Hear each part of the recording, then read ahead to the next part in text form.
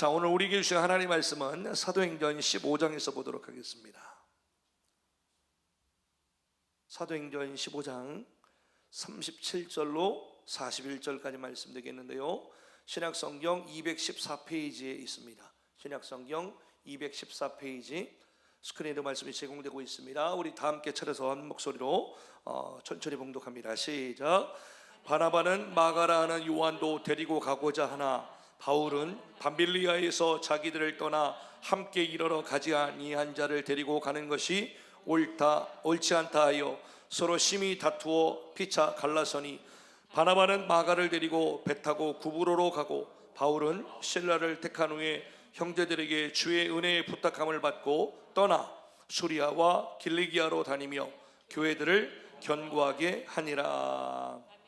아멘. 말씀의 제목을 한번 따라할까요? 과거의 실패의 기억에 속지 않는 능력.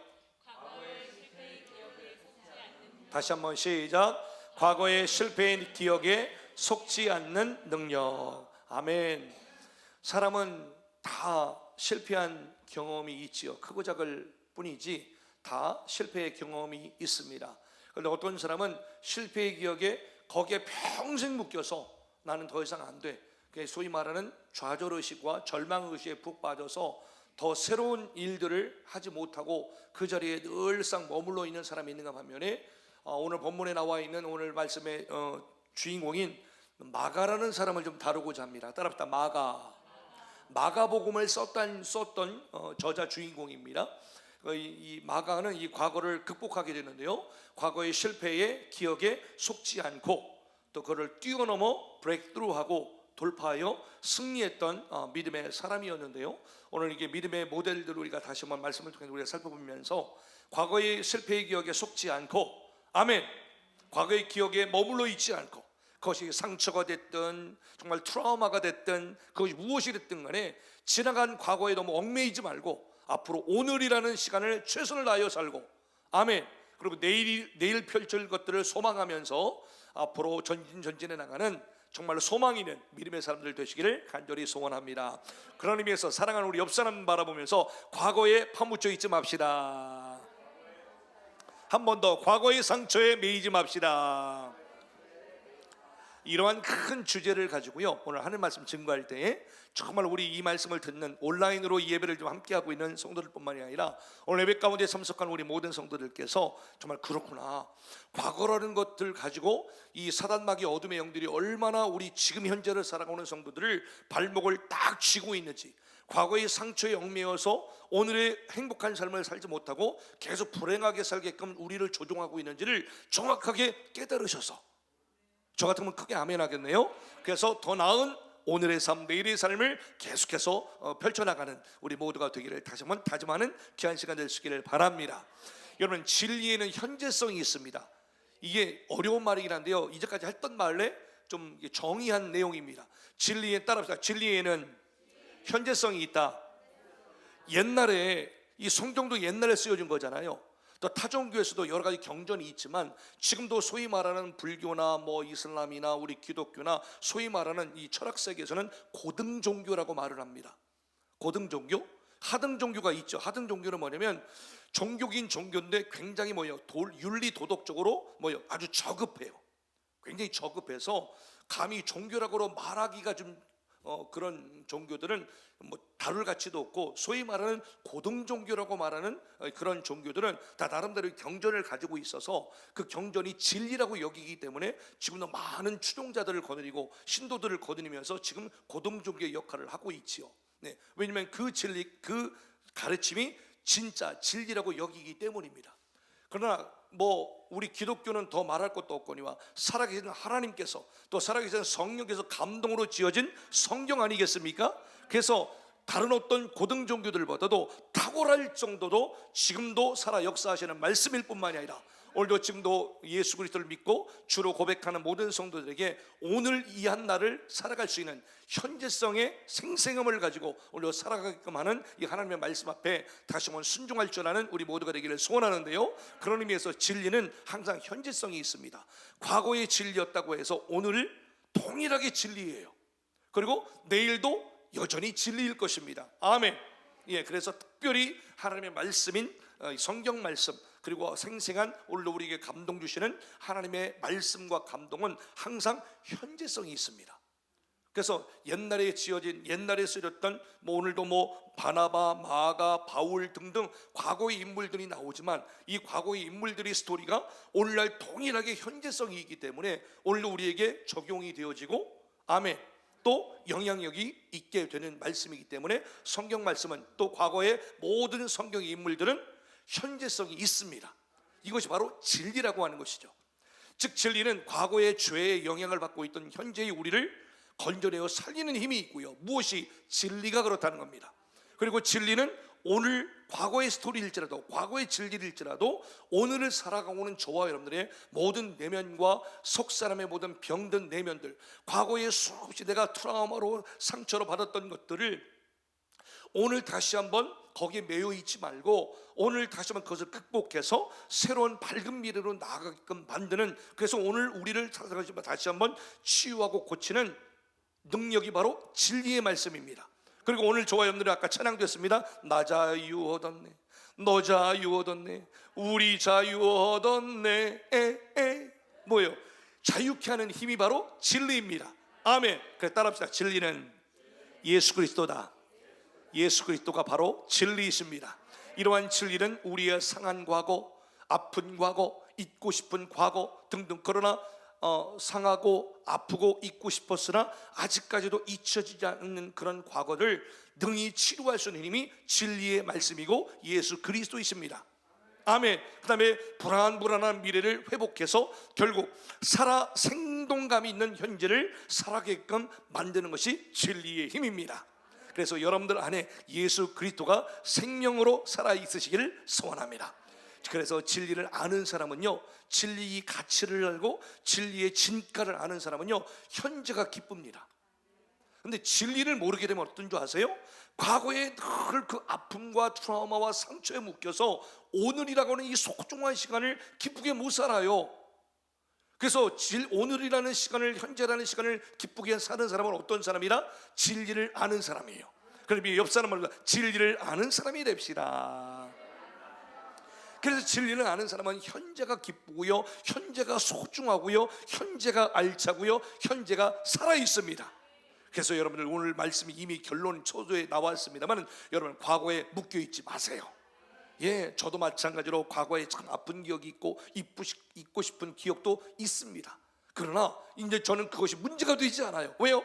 진리를 알았기 때문에, 진리의 깊은 세계를 더 깨달았기 때문에, 영적인 세계를 더 깊이 깨달았기 때문에, 아하, 이제는 과거가 지금 오늘의 삶을 나를 얽매일 수 없다, 예수님으로 선포해버렸습니다. 그러니까 지금도 제가 어때요? 현재가 기쁘고 현재가 알차며 현재가 살아있는 삶을 저도 감히 살아가고 있다고 말할 수가 있는 것입니다. 여러분을 부디 현재가 기쁘고 현재가 알차며 현재가 살아있는 인생을 사시기를 간절히 소원합니다. 안셀름 그린이라는 사람이 있는데요, 이분이 어떤 책을 썼냐면 머물지 말고 흘러라. 책 좀 보시죠. 한번 따라합시다. 머물지 말고 흘러라. 옆 사람에서 머물지 말고 흘러가는 인생 삽시다. 머물면 썩어요. 물 말하는 거예요. 머물면 반드시 썩게 되어 있고요, 한 자리에 똑같은 음식이 가만히 오래 며칠 있으면, 요즘 날씨도 더운데 푹 쉬죠. 썩잖아요. 똑같습니다. 머물지 말고 흘러라 라는 책에서 어떤 말을 하냐면, 진리를 아는 사람은 과거에서부터 벗어나 과거와는 전혀 다른 삶을 살아나간다. 예수 그리스도의 진리는 우리의 모든 과거를 청산하게 할 뿐만이 아니라 우리의 존재를 완전히 새로운 피조물로 재창조하기 때문이다 라고 그랬습니다. 여러분 이제 과거에 매이지 맙시다. 그래서 고린도후서 5장 17절 말씀에도 똑같아요. 그런즉 누구든지 그리스도 안에 있으면 새로운 피조물이라, 이전 것은 지나갔으니 보라 새 것이 되었도다 그랬습니다. 옆 사람은 당신은 새 것입니다. 우리는 새 것이요, 똑같은 몸을 살아가고 똑같은 관계 속에 살아가지만 우리는 뭐예요? 이제 완전히 새 것의 어떤 정체성을 가지고 살아갈 수가 있다는 것입니다. 성경은 그리스도인들에게 나쁜 과거와 단절하고 변화해라 라고 요구하십니다. 무엇이요? 성경 말씀은 어떻게 우리에게 요구하시나? 나쁜 과거와 절연하게 단절해라, 그리고 변화된 삶을 살아라 라고 누누이 일관되게 우리에게 말씀하고 계십니다. 하나님께서는 하나님의 말씀에 순종해서 아픈 과거를 떨쳐내서 사람을 변화시켜 나가시고요, 또 변화시킬 뿐만 아니라 그 한 사람을 존귀하게 사용하십니다. 옆 사람 말하면서 존귀하게 우리 쓰임 받읍시다. 직장에서도 한 사람이, 한 직원이, 한 사장님이 존귀하게 쓰임 받는 것이 얼마나 중요해요. 맞죠? 그런데 하나님께서 우리 한 사람 한 사람을 존귀하게 사용해 주신다고 한다면 그보다 값진 일이 어디 있겠습니까? 여러분 다 존귀하게 쓰임 받으시기를 축복합니다. 아브라함이 그랬고요, 요셉이 그랬고요, 모세가 그랬고요, 다윗이 그랬고요, 사도 바울 그랬고요, 베드로 그랬습니다. 근데 그들을 이름 한 사람 한 사람 면목을 보세요. 과거에 휘황찬란했나요? 세상에 우리보다도 못했어요. 아브라함, 요셉, 모세, 다윗, 사도 바울, 베드로 등등 이름만 되면 다 또 대보세요. 다 과거가 너무나 한심했을 뿐만이 아니라 너무나 미쳐냈고요, 실수투성이었고요, 오늘의 나보다도 더 못한 삶을 살았던 사람들이 바로 성경의 위인들이었습니다. 그런데 놀라운 것은 뭐냐? 한결같이 예외 없이 힘겨운 과거를, 정말로 잊고 싶은 과거를 과감하게 청산했던 분들이셨습니다. 여러분들 존귀하게 쓰임 받으시기를 소원합니다. 여러분 과거가 없는 사람 없어요. 과거 없는 사람 한번 두 발 들어보세요. 없어요. 과거 없는 사람 없습니다. 중요한 건 뭐냐? 과거를 내가 어떻게 해석했느냐에 따라서 오늘의 인생이 달라질 뿐입니다. 그렇기 때문에 무조건 과거를 배척해서도 안 됩니다. 이번에 주일날 오셨던 우리 고향교회 장로님하고 식사를 한번 했었는데요, 그분이 이제 그런저런 얘기를 하시면서 본인이 이제 신앙생활 하시면서 아픈 얘기를 좀 하시더라고요. 그러면서 서로 이런저런 얘기 나누는데, 장로님 저도 마찬가지고 제가 2011년, 12년, 13년, 14년도 어간에 정말로 목회적으로라든지 정서적으로라든지 육적으로 완전히 망가져가지고 과연 내가 목회를 다시 할 수 있을까, 재기할 수 있을까, 목회는 계속 해나가고 있는 과정 중에서 도무지 내면의 갈등, 속사람의 갈등, 이 마음이 그냥 막 지치고 곤고해져 가지고요, 더 이상 뭘 할 수 있는 용기가 안 나더라고요. 겉으로는 안 보이죠 여러분들? 그래서 저하고 아내하고 그런 삶을 한때 한 2, 3년 동안 너무나 괴로운 번아웃돼서 그런 삶을 살았었습니다. 그러면서 지나오고 나니까 어떤 고백을 하냐면요, 그때가 잊고 싶은 과거가 아니라 그때의 과정이 있었기 때문에 백성교를 만날 수 있었고요, 그때의 바닥의 인생이 있었기 때문에 오늘의 제가 있었음을 고백하게 됐어요. 과거의 그때는요, 정말로 그때 인생 가운데 지워버리고 싶은 그 해 같았어요. 지워버리고 싶은 그런 기억 같았는데요, 이제 돌이켜 보니까 오히려 그걸 뚫고 승리하고 지금의 이게 행복하게 목회를 해나가고 있다 보니까요, 그때의 과거가 오늘의 저희를 만드는 하나의 중요한 소중한 밑거름이 되었다는 것을 지금 당당하게 고백할 수가 있는 거예요. 아멘. 그렇기 때문에 무조건 과거를 배척해서도 안 되는 거예요. 과거가 실제적으로 주는 고통에 직면해야지만 우리가 고쳐질 수 있어요. 그때의 아픔을 정말 기억하고 싶지는 않지만 가만히 곱씹어 보면 그때 너무나도 힘들었던, 너무나 잊고 싶었던 과거가 있었기 때문에 그 과거를 다시 한번 곱씹어 보면 아프지만 오늘 지금 내가 살아가고 있는 사랑하는 아내, 사랑하는 남편, 사랑하는 자녀, 사랑하는 우리 교회 안에서 만나는 믿음의 식구들, 내가 이렇게 믿음의 행복한 신앙생활, 믿음 생활을 할 수 있다는 걸 가만히 지금을 돌이켜 보면, 지금을 보게 되면 과거가 오히려 역전이 되어서 오히려 또 행복한 내 가까운 사랑하는 남편, 사랑하는 아내, 사랑하는 우리 믿음의 식구들을 만날 수 있었음을 오히려 감사하게 되잖아요. 아멘. 그래서 때로는 과거가 실제적으로 주는 고통에 때로는 아프지만 한 번 더 제대로 직면해야지만 드디어 내가 오늘 얼마나 행복하게 살고 있는지를 비로소 알게 되는 거예요. 이게 참 놀라운 비밀 중에 비밀이라는 거예요. 그러니까 우리가 정면으로 승부하지 않는 이상 과거는 계속해서 어떻게 돼요? 지금도 계속 나에게 부정적인 나쁜 영향력을 행사합니다. 그래서 언젠가는요, 한 번쯤은 직면해야 됩니다. 잊고 싶은 아픈 기억이라 할지라도 직면해서 내가 그런 걸 어떻게 통과해 왔지? 라고 하는 것들을 가만히 우리가 정면으로 승부하다 보면 내가 오늘 누리는 행복이 얼마나 더 갑절로 행복한 것인지, 얼마나 감사한지를 더 우리가 깨달아 알아서 이제 과거에 매이지 않고 오늘의 더 행복한, 더 값진, 더 고귀한 인생을 살아갈 수가 있다는 사실입니다. 할렐루야. 그래서 여러분, 과거가 오늘의 나에게 더 이상 나쁜 영향력을 끼치지 아니하도록 살아갈 수 있는 지혜로운 여러분을 되기를 간절히 소원합니다. 오늘 말씀 좋죠? 그래서 우리는요, 고통스러운 과거를, 제가 저 스스로 얘기하려니까 참 부끄러운데, 제가 막 은혜를 받고 있어요, 말씀을 전하면서도. 그래서 여러분, 우리는 이 고통스러운 과거를 직면해서요, 더 이상 내가 거기에 참 너무 집착한 게 많았구나, 너무 욕심부리는 게 많았구나, 내가 인간적으로 바라는 것들이 너무 많았구나, 내가 너무 거기에 막 천착해서 집착하며 너무 욕심부리며 살았구나 등등, 거기에 이런 직면에서 더 나를 비우고, 그리고 비운 나 자신의 은혜와 진리의 말씀으로 더 채워나가는 우리 모두가 되어야 될 줄로 믿습니다. 에베소 4장 22절의 말씀 보니까, 너희는 유혹의 욕심을 따라 썩어져가는 구습을 따르는 옛사람을 벗어버리고 오직 너희의 심령이 새롭게 되어 하나님을 따라 의와 진리의 거룩함으로 지으심을 새 사람을 입으라 그랬습니다. 옆 사람 말하면서 옛사람을 벗어버리고 새 사람으로 입읍시다. 네, 여러분들, 오늘도 이렇게 고백하는 자들에게 고단한 인생길 우리 주님이 늘 나와 함께 하셨음을, 내가 알든 모르든 변함없이 우리 주님이 나와 함께 하셨음을 고백하는 우리 모두가 될 수 있기를 간절히 소원합니다.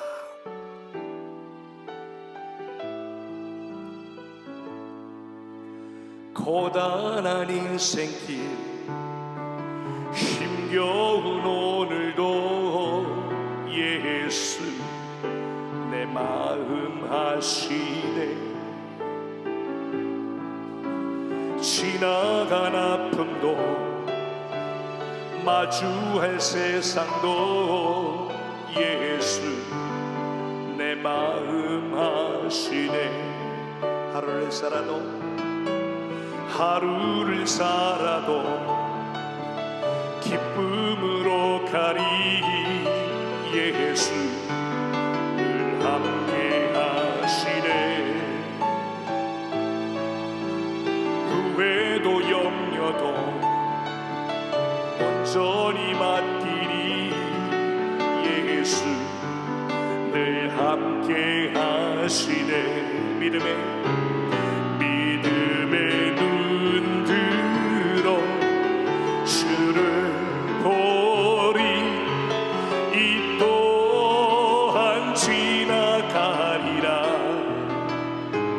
주어진 내 삶의 시간 속에 주의 뜻 알게 하소서. 믿음의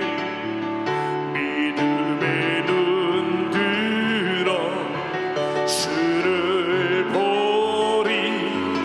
이 또한 지나가리라. 주어진 내 삶의 시간 속에 주의 뜻 알게 하소서. 그렇게 살기를 원하십니까? 그렇습니다. 이렇게 고백하는 자들은 진짜 믿음의 사람인 거예요. 오늘 본문의 말씀을 한번 돌아봐 볼까요? 오늘 본문에 등장하고 있는 인물들이 몇 분 등장하는데요. 바나바, 한번 따르다. 바나바, 그 다음에 마가, 사도 바울, 그 등등, 또 신라라는 인물들이 몇 분이 등장하고 있습니다. 오늘 특별히 그 중에서 따라합시다. 마가. 이 마가라는 인물에 한번 우리가 집중하기 보기를 원하는데요. 여러분 잘 아시는 마태복음 다음에 마가복음을 저술했던 저자입니다. 그런데 이 걸출했던 영적 거장고 같은 이 마가가 과거에 어떤 스토리를 거쳐서 지금의 마가가 됐는지를 우리가 한번 살펴보면서, 다시 한번 결론적으로 말씀드리면, 더 이상 과거의 실패의 기억에 속지 않았던 이 마가의 스토리를 보면서 오늘 우리에게 이 말씀을 적용해 가면서, 더 이상 여러분들이 지나가던 과거에 여러분 얽매이지 말고, 아멘, 속지 말고 더 멋지고 승리로운 복된 삶 살아가시기를 간절히 소원합니다. 여러분, 이 본문에 등장했던 이 마가는요, 과거에 속지 않는 인생을 사셨던 분이십니다. 마가라는 이름은 원래 로마 이름입니다. 그래서 이 로마의 헬라어 그리스도의 원형이 헬라어 그리스도가 바로 영어가 되잖아요. 이 영어의 기원은 헬라어 그리스도입니다. 그래서 여러분 영어로 마크라고 하잖아요. 마크. 발음이 제대로요? 마크. 이게 마가입니다. 이게 원래 로마입니다. 히브리 로마식 이름인데 그의 원래 히브리어 이름은 존, 요한입니다. 그러니까 요한은 원래 히브리어식 이름입니다. 그래서 그를 부를 때 흔히 두 개를 다 붙여서 마가 요한이다 이렇게 부릅니다. 따라합니다. 마가 요한 이렇게 불러요. 이 마가 요한은 원래 물질적으로나 이 마가 요한 집안이 물질적으로뿐만 아니라 경제적으로 또 가문적으로 굉장히 대단했던 가정이고 신앙적으로 아주 금수저를 물고 태어났다라고 할 정도로 대단했던 어떤 가문입니다. 이 마가는 어렸을 때부터 믿음이 독실한 어머니의 가르침을 받고 여호와 하나님을 섬기며 이렇게 잘 성장을 했습니다. 마가 요한의 어머니 이름이 따라합니다. 마리아. 밟히는 이름이 마리아예요. 거기는 마리아가 워낙 많아요. 마가 요한의 어머니 마리아가 상당한 재산가입니다. 엄마가 부자예요. 한꺼번에 최소 150명에서 200명 쪽 들어가는 다락방을 가지고 있을 정도입니다. 다락방이 150명에서 200명 들어가는 사이즈면 본체는 얼마나 컸을까? 상상이 되십니까? 대저택 중의 대저택으로 생각하면 딱 맞습니다. 이 150명에서 200명 정도 들어가는 다락방 저택을 예루살렘 시내에서 가지고 있었던 어마어마한 부자였습니다. 그래서 이 마가 요한의 어머니 마리아가 예수님을 따랐던 12사도들 뿐만이 아니라 그도 당시에 남녀 제자들 120명이 모여서 기도해서 성령 충만을 받았던 마가의 다락방 아시죠? 그게 이 마가 요한의 엄마가 제공해 준 겁니다. 이게 이해가 되시겠어요? 예, 그래서 이 120명의 문도라고 말하죠. 이 사람들이 모여서 뜨겁게 성령의 오심을 기다리면서 궁극적으로 성령 충만을 받았던 마가의 다락방이 불렀던 그 장소를 제공해 주었던 분이었습니다.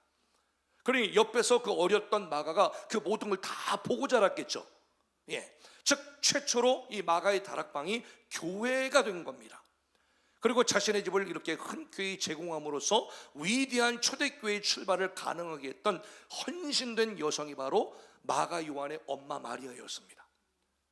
또 베드로가 헤롯에게 잡혀서 처형당하기 일보 직전에 천사가 감옥문을 철커덕 열잖아요. 천사가 열었습니다. 그래서 탈출을 합니다. 그리고 제일 먼저 찾아갔던 곳이 어디였느냐? 바로 이 마가의 다락방이었습니다. 제자들이 많이 모여 있었습니다. 베드로가 문을 두드리니까 안에서 문을 안 열어주는 겁니다. 그리고 로데라는 여인, 성경에서는 계집 여종이라고 나오는데 여종이 막 문을 두드리는데 베드로가 이렇게 또 이런데도 좀 믿지를 않는 겁니다. 그리고 그 안에 있었던 사람들이 제자들과 많은 그리스도인들이 베드로의 석방을 위해서 열심히 기도하고 있는데 정작 탈출해가지고 나왔는데 그걸 못 믿어. 이게 무슨 말이에요 이게? 우리가 어떤 제목을 놓고 기도하고 있는데도요, 그 기도 응답을 하나님이 주시는데도 속에서는 아유, 기도는 하지만 이거 이루어지겠어. 이거 기도는 하고 있는데 바라고 소원하는 건 있는데 이런 게 이루어지겠어? 기도하면서도 의심해. 이런 성경에서 뭐라고 말합니까? 응답받기를 기대하지도 말라고 그러잖아요. 기대하지도 말라. 여러분 이 시간 구하는 건 이미 받은 줄로 믿으시길 바랍니다. 이렇게 제자들이 많이 모여 있었던 마가 요한의 어머니 마리아의 집이 바로 이렇게 아주 요긴하게 쓰임 받았던 곳이었습니다.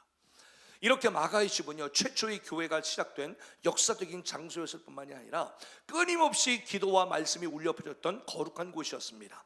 여러분 이 시간 여러분이 살고 계시는 모든 집들을 정말 주의 종들을 위해서, 그리고 많은 하나님의 귀한 사역을 하는 분들에서 오픈할 줄 아는 그런 은혜가 있기를 소원합니다.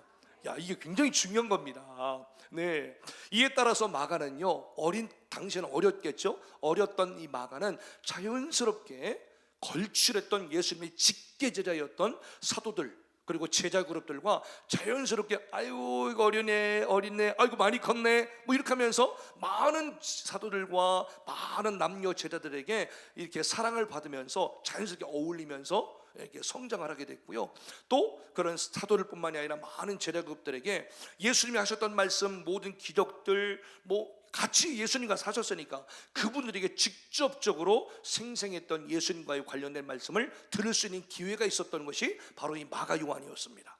더 나아가서 이러한 믿음에 걸출한 거장들과 날마다 예배도 하고 교류하면서 그런 믿음의 어떤 영적인 환경에서 자라날 수가 있었다는 것이에요. 여러분 여기까지 따라올 수 있으시죠? 더군다나 마가의 삼촌이 누군지 아세요? 바나바였어요. 바나바. 이 마가의 삼촌은 초대교회 영적 거장 중에 한 분이었던 바나바였습니다. 이처럼 마가의 가문 가정 자체는요, 물질적으로 어마어마한 부유한 사람 가정이었고요, 바나바 역시도 초대교회의 큰 재산을, 당시에 초대교회가 딱 세워졌을 때 큰 자기 땅을 팔아서 큰 재산을 헌납해서 초대교회 성장에 있어서 큰 어떤 힘이 될 정도로 바나바 자체가 큰 재력가였었습니다. 가문 전체가 이렇게 믿음의 뼈대뿐만이 아니라 물질적으로 엄청난 축복을 받아서 이게 누리고 있었던 아주 특별한 가문이었었습니다.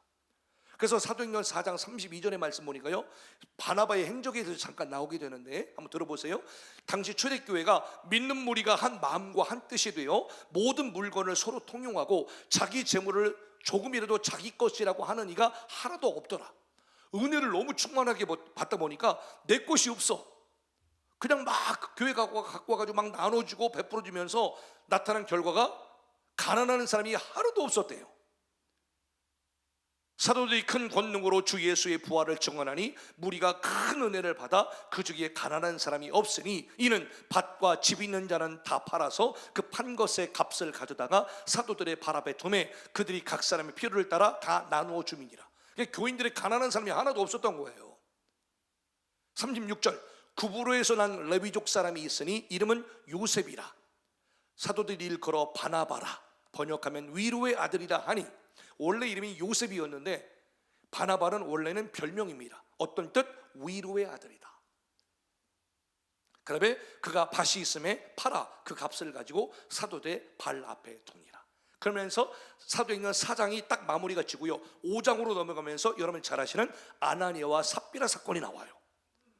아나니아와 삽비라도 역시 바나바의 이런 선행을 먼저 보고, 야, 세상에 도전을 받은 거예요. 은혜를 받은 거예요. 나도 우리도 한번 팔아서 이렇게 한번 해볼까? 라고 해서 도전을 받고 시작한 일이 결국에는 뭐예요? 성령을 속인 일로 인해서 초대교회 4장과 5장에 걸쳐서 극명하게 나눠지는 하나의 스토리로 우리가 알고 있는 것이죠. 그래서 이 몰래 전례로 먼저 본을 보였던 사람이 누구라고요? 바나바라는 분이었습니다. 더구나 이 바나바는 착한 심성과 착한 행동으로 많은 분들의 본보기가 되고 존경을 받았던 인물이에요. 그래서 예루살렘의 사도들이 그런 바나바를 두고 따로 뭐라고 불렀냐? 따라합시다. 권위자, 위로자, 이런 어떤 바나바라고 하는 별칭을 붙여서 이렇게 칭송을 하면서 그를 높여 칭찬을 했습니다. 여러분, 우리 한국 교회만이 가지고 있는 직분이 하나 있습니다. 장로님도 집사님도 이런 게 다 전 세계적인 공통 직분이거든요. 근데 한국 교회만 가지고 있는 직분이 뭐냐? 권사라는 직분입니다. 전 세계 권사라는 직분은 없어요. 한국 교회만 있는 직분이 권사라는 직분인데, 이게 뭐예요? 바로 이 바나바라고 하는 이름에서 나온 거예요. 권사님들은요, 다른 것보다도 따라합시다. 권위자, 위로자, 권면자, 이 역할을 하셔야 돼요. 권사님들이 시기 질투하면 안 돼요. 권사님들은 뭐라고 할까, 같은 평신도 같은 수준으로 계시면 안 되는 거예요. 여성 장로님이라고 해도 과언이 아닌 거죠. 그래서 우리 권사님들은, 여기 권사님들 많이 계시는데요, 무엇보다도 우리 성도들을 잘 살펴서 권위하고 영적으로 권면하고 위로해주는, 마치 영적인 엄마로서의 역할을 감당하셔야 돼요. 할렐루야. 우리 권사님 박수 한번 경례합시다. 네, 한국 교회만 가지고 있는 권사직분 대단한 겁니다. 이거는 한마디로 당시 어리고 이렇게 젊었던 마가 요한은 그야말로 신앙의 뿌리가 깊었던 부잣집 가문의 도련님으로 자랐던 거고요, 그리고 순탄하게 자란 화초와 같았습니다. 이런 마가가 영적 거장들이셨던 바울과 삼촌 바나바가 함께 출발하고자 했던 1차 선교 여행에 함께 저도 따라가겠습니다 라고 나서요. 수년 동안에 그렇게 믿음으로 성장했던 마가였으니 자기 삼촌 바나바와 믿음에 걸출한 거장이었던 바울이 선교여행을 가신다고 하니까 자기도 따라가고 싶었던 거예요. 그래서 자원을 해요. 누가 시켜서 한 게 아니라. 근데 문제는 뭐였느냐? 1차 선교 여행에서 고난의 선교 여정을 견뎌내지 못하고 중도에 포기해요. 근데 좀 배경을 말씀드리면 그런 것이 바울과 바나바가 마가와 함께 떠난 1차 선교 여행에서 하필이면 이 지중해 있잖아요. 지중해의 초여름 날씨였고 그 뜨거운 무더운 날씨가 극성을 부리기 시작했으며 급기야는 풍토병과 전염병까지 유행하던 시기에 어떻게 선교여행을 떠난 거예요. 결국에 어떻게 해요? 견디다 못한 이 젊은 마가가 어떻게 중도 나 더 이상 못하겠습니다. 저 집에 갈랍니다. 중도 하차하게 돼요. 중도 하차하게 돼요. 그래서 오늘 사도행전 13장 13절 말씀 보니까 바울과 및 동행하는 사람들이 바보에서 배 타고, 바보는 뭐 바보가 아니라 파포스라고 하는 지역 이름입니다. 이 파포스라고 하는 지역에서 배를 타고 밤빌리아에 있는 버가에 이르니 요한은 그들에게서 떠나 예루살렘으로 돌아갔다. 요한은 누구예요? 마가 요한을 의미합니다. 더 이상 못하겠습니다. 처음에 이렇게 힘든 줄 모르고 따라 붙었는데요. 아유 삼촌 바울 사도님, 저 더 이상 못 가겠습니다. 집으로 갈랍니다. 그리고 지금 가버리는 거예요. 제일 황당했던 게 누구였을까요? 제일 황당했던 게 사도 바울이었습니다. 바나바는 자기 조카니까 그런 팔이 안으로 굽는다고 좀 이렇게 안쓰럽게도 여겼겠죠. 훗날 나중에 이 마가가 정신을 차려 보니까 이 젊은 마가는 그 후에 열심히 훈련받고 또 성장하면서 스스로 내가 그때 왜 이랬을까, 내가 그때 왜 이렇게 포기했을까 라고 스스로 자책하면서 뼈저리게 후회하는 시간을 보냈을 것이 분명합니다. 그리고 어머니 마리아뿐만이 아니라 또 마가의 다락방에서 모였던 초대교회 성도들, 주변에 많은 성도들이 마가의 연약함을 같이 안타까워하면서 말은 못하고 안타까워했을 것이 뻔하고요. 이런 마가도 내가 너무나 자기 자신이 많은 분들을 실망시켰구나, 많은 분들을 이게 참 실망을 안겨줬구나 라고 하는 자책감에 힘들어 했을 것이 분명합니다. 동시에 잇따라 들려오는 숭고한 순교자들의 선배들 되는 그런 분들의 순교자들의 소식이 막 들려오죠. 용감한 사도들의 소식을 막 접하게 돼요. 막 물불을 가리지 않고 복음을 전하고 예수님의 어떤 복음 전도자로서 열심히 어떤 그런 소식들을 막 들을 때마다 잠시 어려운 환경, 잠시 뜨거운 날씨, 풍토병 등등 이런 게 힘들다고 나 못합니다 집으로 돌아갔던 자기 자신을 보면서 내가 이렇게 한심했네, 내가 왜 이렇게 그렇게 한심했던 선택을 했을까, 왜 한심한 짓을 했을까, 이렇게 하면서 자기 자신의 모습에 고통스러울 것이 분명해요. 그런데 여러분, 중요한 것은 마가는요 과거에 속지 않습니다.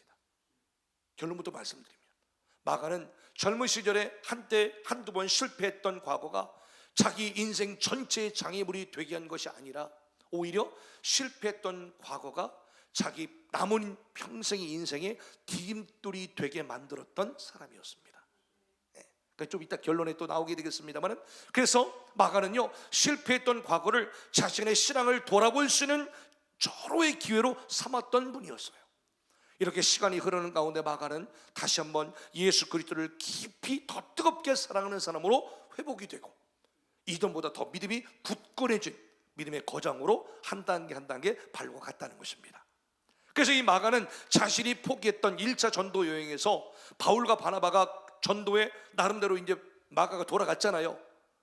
마가가 해야 될 일까지도 다 두 분이 떠안아가지고 열심히 전도를 해가지고, 여러분 잘 아시다시피 지금의 터키 지역을 중심으로 해가지고 쫙 오랜 기간에 선교여행을 다 마치고 큰 성과를 올리기도 하고, 또 다니는 곳곳마다 교회를 다 세워가지고 나름대로의 선교와 전도의 성과를 올리고 안디옥이라는 시드로 돌아옵니다. 그래서 여러분 잘 아시는 사도행전 15장에서 예루살렘 종교회의에 참석하고요, 그리고 이제까지 선교했던 선교 보고를 하는 그런 회의에 참석하게 되는데, 이때 마가가 동석합니다. 이때 마가는 어느 정도 믿음이 좀 성장해 있었던데요, 더 이상 잠자고 있을 수 없다고 생각하고 다시 한번 사도 바울이나 바나바 삼촌께 좀 죄송합니다 라고 사과도 할 겸 이렇게 해서 같이 이 종교회의뿐만 아니라 선교 보고회에 같이 참석을 하게 됩니다. 그리고 이 종교회의가 다 끝난 다음에, 선교 보고가 다 끝난 다음에 뒤로 이렇게 나오는 사도 바울과 바나바에게 무슨 부탁을 하느냐, 2차 선교여행에 저 좀 데려가 주세요, 이렇게 부탁을 합니다. 근데 여러분, 결과는 어땠어요? 잘 아시다시피 사도 바울이요 마가의 동행을 단칼에 거절합니다. 1차 선교여행 때 이렇게 중체대한 위대한 사명을 저버리고 십자가를 그냥 폐끼어치고 자기 좀 힘들다라고 전도여행을 포기해버린 이런 싹수가 노란 사람은 나중에 또 배신한다, 나중에 또 포기한다. 그래가지고 이 선교여행 자체에 큰 어려움을 초래할 수 있는 사람이기 때문에 절대 동행할 수 없다고 사도 바울이요 아주 뭐 이런 반구 들어보지도 않고 단칼에 거절해버립니다. 예, 바울 입장에서 아마도 1차 전도여행 때 이 젊은 마가가 감당해야 될 영역까지 이 바울과 바나바가 다 감당했으니 굉장히 고생을 많이 한 것 같아요. 네. 심지어 루스트라라는 곳에 가서는 디모데를 그때 처음 만나게 되는데 거기서는 어마어마한 돌팔매질을 당해서 죽다 살아도 하기도 막 하잖아요. 이런 어마어마한 고생을 엄청 하다가 간신히 살아나서 드디어 이제 안디옥에 가서 이제 선교복을 하고 있는 자리에서 마가를 만났으니 바울 입장에서 마가가 좀 곱게 보였겠어요? 이게 제 얘기가 아니에요. 성경의 얘기를 좀 여러분들에게 쉽게 설명해 드리는 거예요. 지금 곱게 안 보였겠지. 이게 마가는 그동안 나름대로 어떤 자책도 하면서 또 여러분들의만 권면도 들어가면서 기도도 받으면서 나름대로 믿음이 또 성장을 했어요. 그래서 이제 짜자잔하고 나타나가서 2차 여행 때 이제 제대로 포기하지 않고 가겠습니다라고 하니까 사도 바울이 단칼에 거절하니까 아주 그냥 입이 쑥 나왔겠죠. 예. 하지만 삼촌 바나바는 입장이 좀 달랐어요. 바나바는 다시 한번 조카 마가에게 좀 기회를 주고 싶었던 거든. 그래서 성경에 보니까 이 일로 인해서 바울과 바나바가 대판 싸웁니다.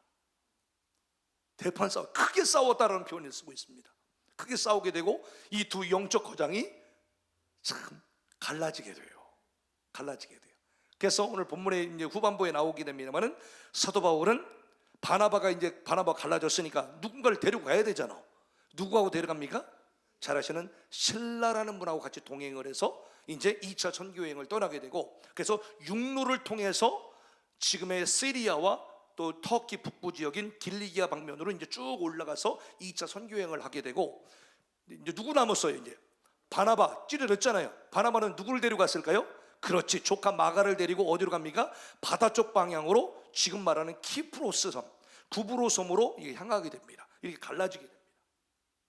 그래서 오늘 본문은 바로 이러한 장면들을 그대로 지금 담고 있는 본문이에요. 그래서 특별히 37절의 말씀을 다시 한번 읽어드릴게요. 한번 들어보세요. 바나바는 마가라는 요한도 데리고 가고자 하나 바울은 밤빌리아에서 자기를 떠나 함께 일하러 가지 않은 자를 데리고 가는 것이 옳지 않다 하여 심히 다투어 피차 갈라섰다는 거예요. 아주 칼칼하게 거절하고 갈라서게 됐죠. 그다음에 바나바는 마가를 데리고 배 타고 구브로 키프로스를 가고 바울은 실라를 택한 후에 형제들에게 주의 은혜에 부탁함을 받고 떠나 시리아와 길리기아로 다니면서 교회들을 견고하게 하니라. 이게 무슨 말이에요? 1차 선교여행 때 아주 간신간신히 가정교회를 개척해놨던 것을 다시 한번 다니면서 교회들을 더 복음으로 사랑으로 견고하게 하면서 2차 선교여행을 마치게 된다는 뜻이에요. 결국에 우리 여러분 잘 아시는 이 성경에서 위대한 영적 거장이 이 두 분이 이 마가 한 사람 때문에 심하게 싸우게 돼요. 예수님을 위해서 생명을 걸었던 이 영적 거장 두 사람이 누구 때문에?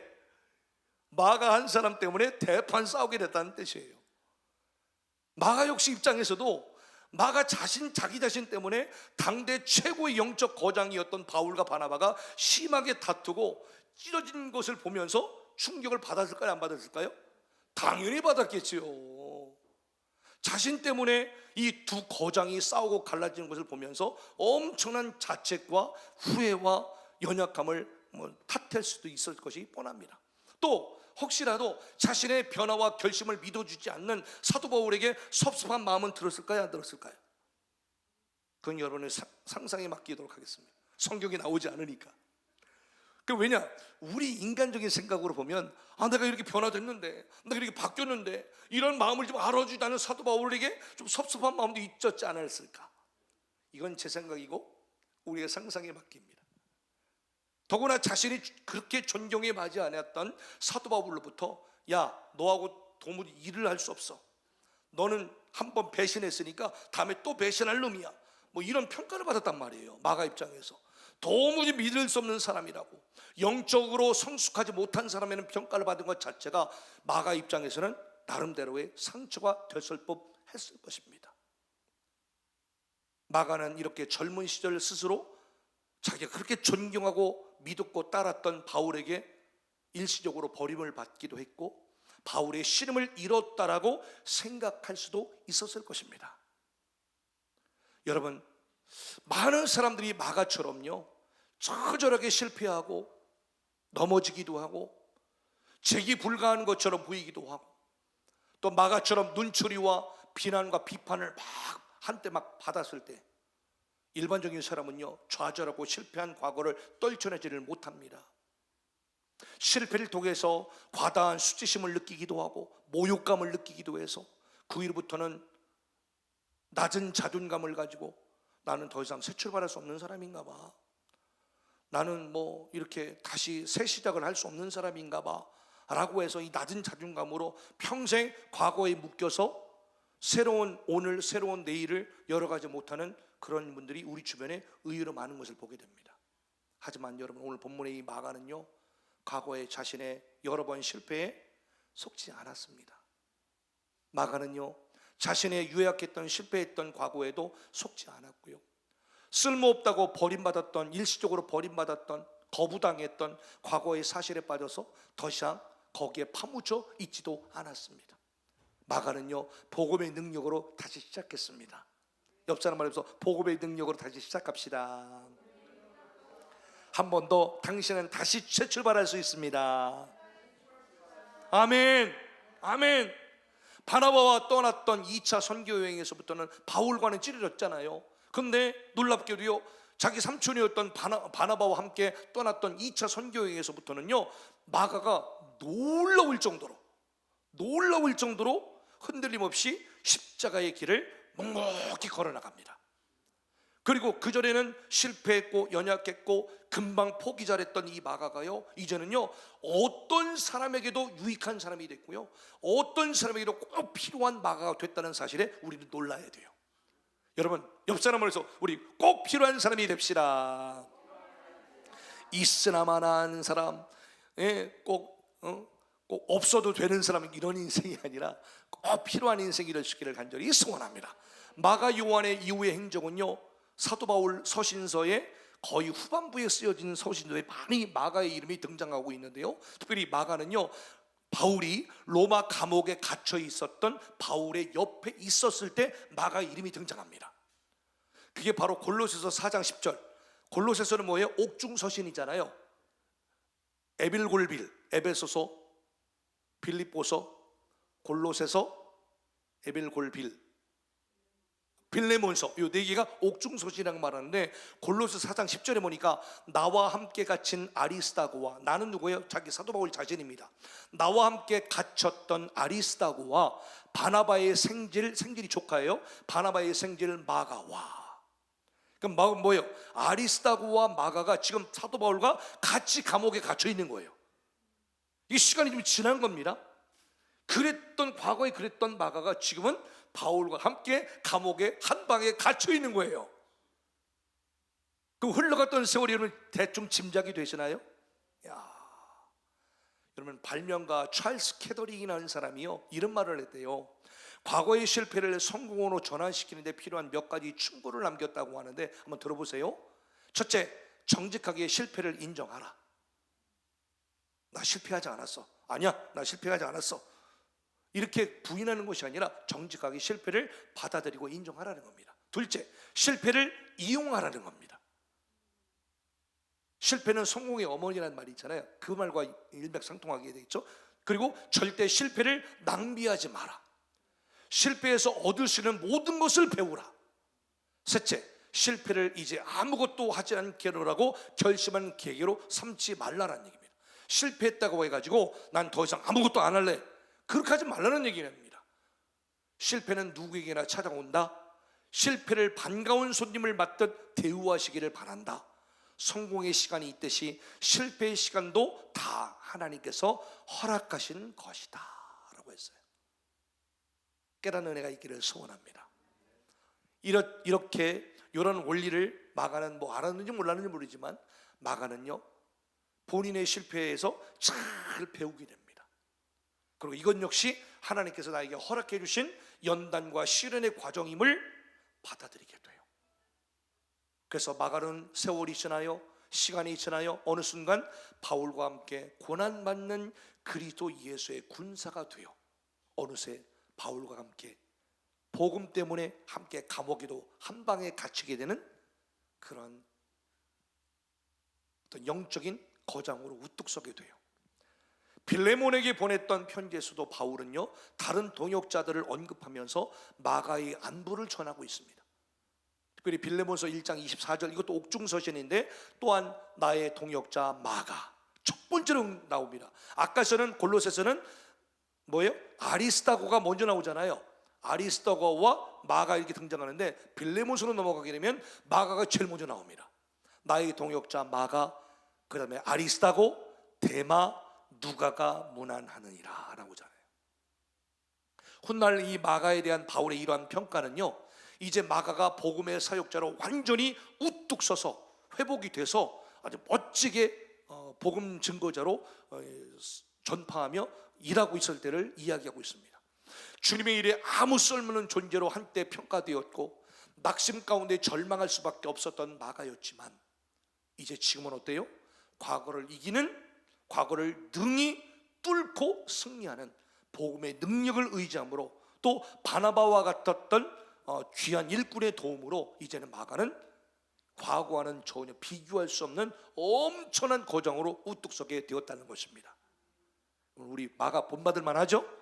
특히 이 마가에 대한 바울의 마지막 언급이요, 사도 바울이 순교하기 바로 얼마 직전에 썼던 디모데 후서의 마지막으로 마가 이름이 등장하게 되는데요, 이제 얼마 후면 사도 바울은 이미 예고되었던 이제 순교자로 이제 교수형에 처해질 이제 때를 앞두고 있는 상황이었습니다.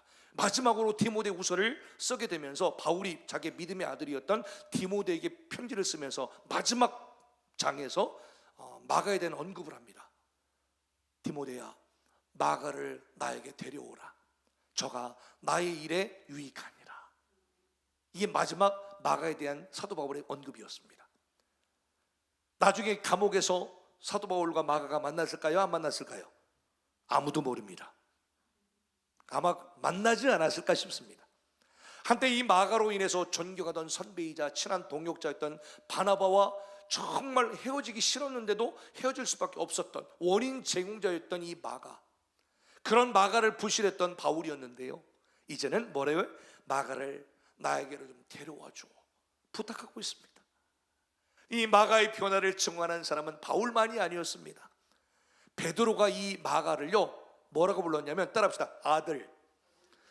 베드로가요 이 마가를 자기 아들이라고 불렀습니다. 베드로 전서 5장 13절에 보니까 택하심을 함께 받은 바벨론에 있는 교회가 너희에게 문안하고 내 아들 마가도 그리하느니라. 그게 무슨 말이에요? 지금 사도 바울이 돌아가신 다음에는 이 마가가, 이제 마가를 누가 걷어서 믿음의 거장으로 키우게 되냐면 바로 베드로 사도가 마가를 걷어서 더 큰 영적 거장으로 키우게 됩니다. 그리고 나중에 사도 바울이 순교하신 이후에 베드로가 마가를 걷어들이게 되면서 베드로에게 이제 여러 가지 영적인 여러 가지 멘토링을 이제 받게 되는 것이죠. 이렇게 마가는 과거에 속지 않고 완전히 새로운 사람으로 변화되게 되고 과거보다 이전보다 더 우뚝우뚝 성장하는 믿음의 고장으로 발돋움합니다. 마가는 지나갔던 과거를 잊어버리고 현재를 선택했습니다. 옆 사람 말하면서 과거를 버리고 현재를 선택합시다. 네, 여러분, 과거에 속는 사람은요 과거를 버리지 못해서 그런 거예요.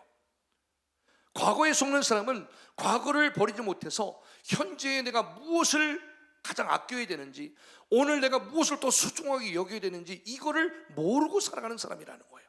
그런데요 과거에 속지 않는 사람은요 지금 즉시 내가 가장 중요한 것이 무엇인지, 그리고 내가 무엇을 해야 되는지 정확하게 분별하는 사람입니다. 그래서 과거에 속지 않는 사람은 그래서 오늘이라는 현재에 집중합니다. 오늘 내 곁에 있는 사람이 누구인지를 보고 그 사람에게 최선을 다하고 그 사람을 최선을 다하여 사랑합니다. 이 마가는 이제 자신이 할 수 있는 일이 무엇인가에 더 집중합니다. 지나갔던 과거, 실패했던 과거, 한심했던 과거, 여기에 천착하지 않습니다. 오늘 내가 지금 여기서 할 수 있는 일이 무엇인가에 집중합니다. 그리고 아마도 저는 말씀을 준비하면서 사도 바울이 마지막으로 유언으로 남겼던 디모데후서에서 마가 보고 싶다 그랬잖아요. 아마 감옥에서 마가를 만났을 것 같아요. 그리고 마가에게 무슨 유언을 했을 것 같아요. 그리고 그 유언을 들었던 이 마가가 누구에게 갔다고 했죠? 이제 베드로에게 갔다고 그랬잖아요. 그리고 그 마가의 유언과 함께 마가의 어떤 유지와 함께 동시에 이 베드로 대사도잖아요.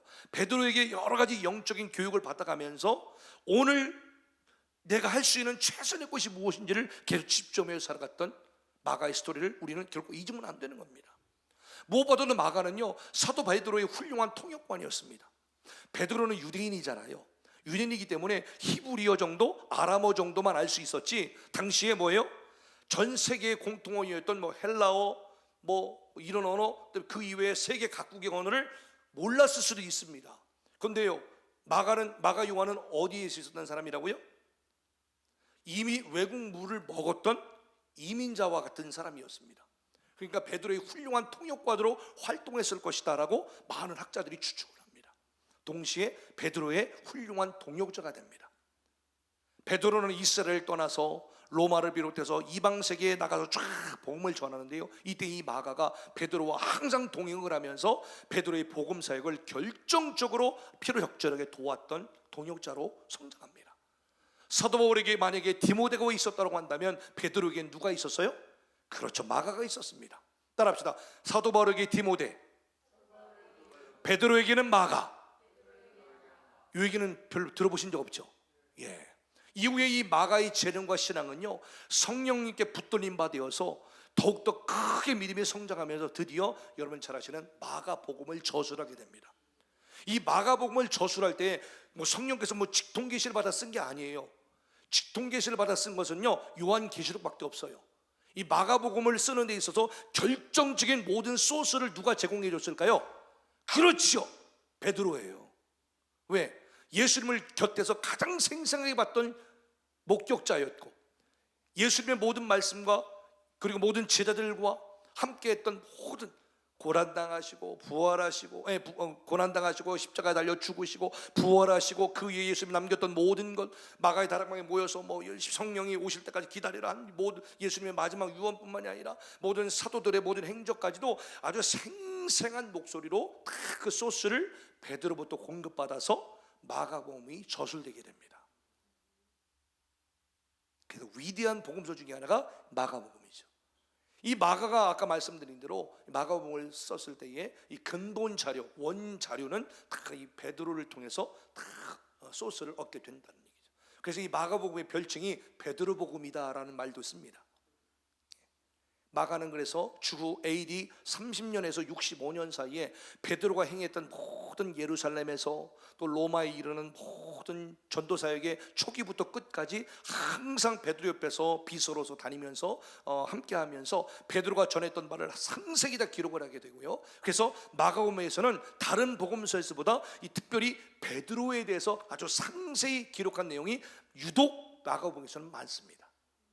특징이 이렇게 마가는 주님의 일에 꼭 필요한 사람으로 우뚝 서게 됩니다.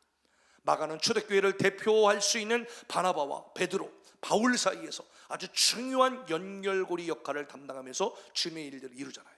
보세요, 마가만큼 초대교회에 걸출했던 3대 위인 바울, 바나바, 베드로, 이 세 분과 다 관계가 있으면서 실패했던 과거도 있었지만, 그런데 과거에 거기에 묶여 있지 아니하고 오늘 내가 있는 곳에서 나와 함께하는 분들과 함께 동역하면서 주님의 일들을 멋지게 결실을 맺어갔던 주인공이 오늘 본문의 마가였다는 사실이에요.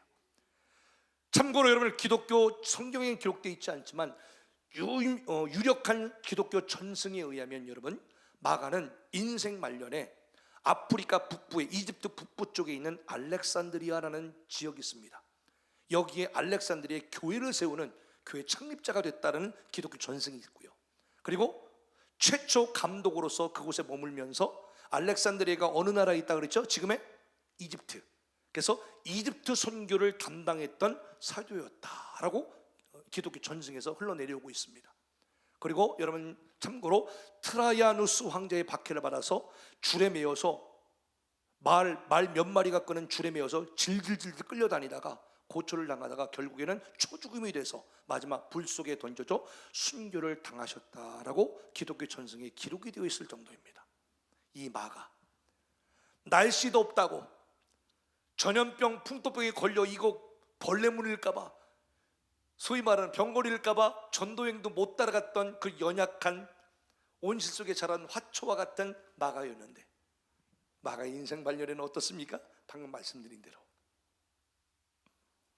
황제의 핍박에 줄에 매여서 질질 끌려다가 초죽음 당하여 마지막 불 속에 던져 순교까지 당하며, 이런 지금은 이슬람권으로 변화되었지만 당시에 이집트 전역을 다니면서 예수 그리스도의 복음을 전했던 이집트의 최초의 기독교 감독으로 활동하셨던 너무나 놀라운 영적 거장이 되셨다는 것입니다. 오늘 말씀 마치도록 하겠습니다. 사랑하는 성도 여러분, 오늘 말씀이 많이 이해가 되셨나요? 우리 과거의 모든 속임수에서 벗어나서 자유합시다. 과거에 속지 맙시다. 나를 과거에 아프게 했던 사람, 아프게 했던 모든 추억들, 트라우마들, 상처들 더 이상 매여있지 마세요. 자유하세요. 오늘 행복해지세요. 앞으로 미래가 더 행복한 삶을 살아나갈 수 있기를 주님의 이름으로 축복합니다. 마가는 과거에 속지 않는 인생을 살아서 변화되었습니다. 마가는 안락하고 부유했던, 정말로 금수저를 물고 태어났던 어마어마한 가문의 자녀였습니다. 그래서 화려한 과거가 있었음에도 불구하고 그 과거에 거기에 안락하게 평생을 거기에 기대서 살지 않았습니다. 또 부끄러웠던 실패의 과거 자체에도 속지 않았습니다. 버림받은 과거의 상처에도 속지 않았습니다. 오히려 자기를 버렸다고 생각했던, 자기를 내쳤다고 생각했던 사도 바울과 함께 여러 번 감옥에 함께 감방에 갇히면서 그 안에서 어떤 대화를 나눴을까? 왜 나를 나 버렸어요? 뭐 이런 얘기도 하지 않았을까? 다양한 엄청난 얘기를 많이 나눴을 것 같아요. 저는 마가는 오늘 말씀의 결론으로 과거에 속지 않게 하는 복음의 능력을 의지했습니다. 그리고 과거로부터 완전한 자유자가 되었습니다. 과거에 속는 사람은 변화될 수 없어요. 과거를 이기는 복음의 능력을 의지함으로 과거의 부정적인 그늘에서 벗어나시기를 축복합니다. 그래서 주님 나라의 기쁨으로 주님 나라를 확장하는 멋진 하늘나라의 일꾼의 주인공으로 모두 다 멋지게 쓰임받는 여러분 모두가 되시기를 주님의 이름으로 축원합니다.